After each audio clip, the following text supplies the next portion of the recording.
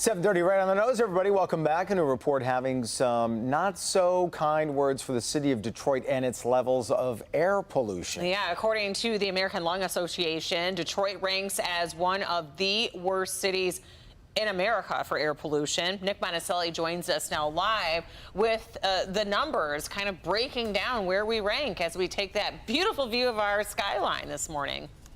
Right, it's kind of hard to believe that we have such bad air quality when you look behind me and see, what we have to offer. But what you should keep in mind here is that this isn't just air pollution everyday thing. It's an average. So let's kind of break down the numbers here on what the American Lung Association is saying. We're going to start with the different categories. The first one is the ground level ozone pollution. They're saying the number of annual unhealthy days is 6.2, and that gives us an F grade, not great, 45th worst in the United States. When it comes to particle pollution, the number of annual unhealthy days, 8.5. That's a grade of D, a little better, but not great, making us the 22nd worst in the U.S. And then the Detroit year-round average. This is where it takes all the numbers and gives you that average. It says that we're failing. We have pollution levels above the federal standard, and we are the 6th worst in the United States. Now take a look at some of the other information here. Fine particle matter can come from dirt, dust, or smoke. When a person breathes it in, it can get stuck in the lungs and bloodstream, causing irritation and inflammation. The Lung Association, The Lung Association in Michigan says ozone and particle pollution can cause premature death and other serious health effects like asthma attacks, heart attacks, strokes, preterm births, and lung cancer. I do want to point out, though, that, there's been a couple of days in recent history, especially during these wildfires in Canada, that we had those unhealthy air days. This is an average. It's not saying that every day is terrible. It's not saying that you can't go outside and breathe the air. It's just saying that when we have those unhealthy air days, we rank at the bottom of the list for the number of ones we have. So still not great, but don't think you can't go outside and take a deep breath on a day like this. Jason Aranda. Good point, Nick. Thank you so much. And actually, we want to double down on this and talk with the director of the Lung Association, Kezia Ofosu Atta, to talk more about this impact here in Michigan. Yeah, good morning. First, we just heard a lot of those numbers about Detroit. When we talk about an unhealthy day, just kind of tell us, what does that mean? Just how bad is the air? What does it do to us for just breathing in the air on one of those unhealthy days? So the repercussions for unhealthy days are respiratory harm, worsened asthma, worsened COPD, inflammation, development of asthma in children, long-term exposure to these types of days has been shown to increase the incidence of asthma.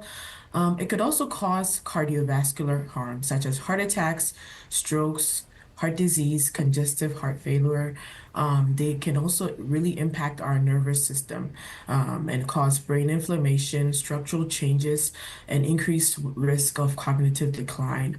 It also increases the likelihood of reproductive and developmental harm to individuals who carry children and cause reduced infertility, preterm birth, stillbirth, and low birth rate as the air these individuals that carry children breathe end up in the fetus. Well, Kezia, this sounds very, very scary when you're breaking down all of these health complications. At the Lung Association, what are you telling people to do if we are in some of these high risk categories, or just the normal everyday person that feels like, well, you know what, I'm pretty healthy, should I be worried?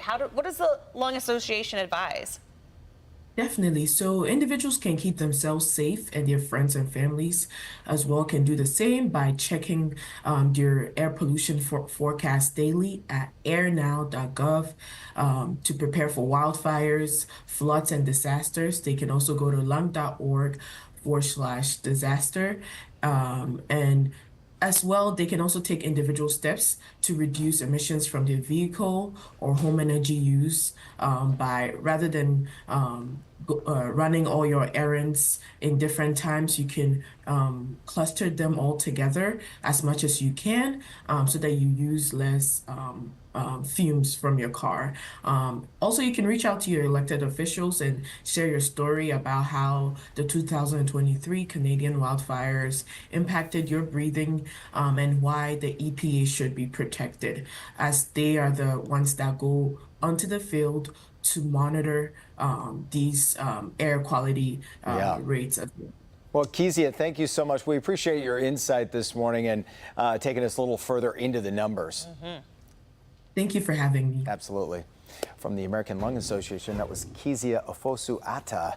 And if you want to take a look at everything in that report that just came out, you can head over to our website.